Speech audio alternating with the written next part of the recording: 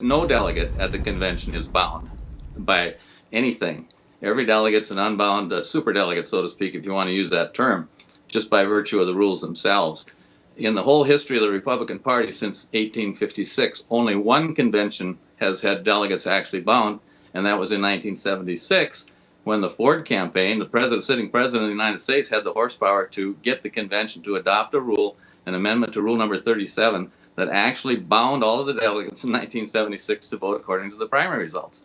In 1980, that rule was promptly rescinded, and it's the exact language we have today that prohibits binding of delegates. And it's a story nobody wants to hear, but to be honest with you, it's the political industrial complex, the 24-hour cable news networks, the political consultants, the political class, so to speak, that exists in this country that is making too much money in this to let primaries die. Yeah, there is so much speculation, because you have even explained before the primary number is really an estimate. I mean, is there, I mean, if it's not 1237, because that's how I've always been, well, if they walk in with 1237, then that's, you can't change the rules after, because you hear some people, I spoke with Roger Stone earlier today, he says it's the big steal. Because it can be convoluted, but what do you say in layman's terms to those people to really just get them to understand, just look, this is how the process works, this is what we have realistically, and going in, this is what you're dealing with?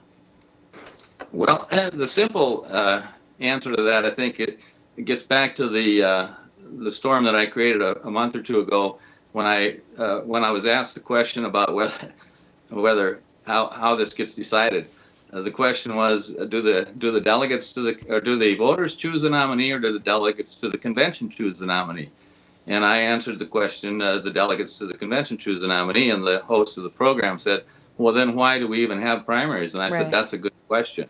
And there was a storm ensued. Well, today, let's turn that around just the opposite way and say, let's just say, for instance, we get to the point where somebody thinks they're the presumptive nominee.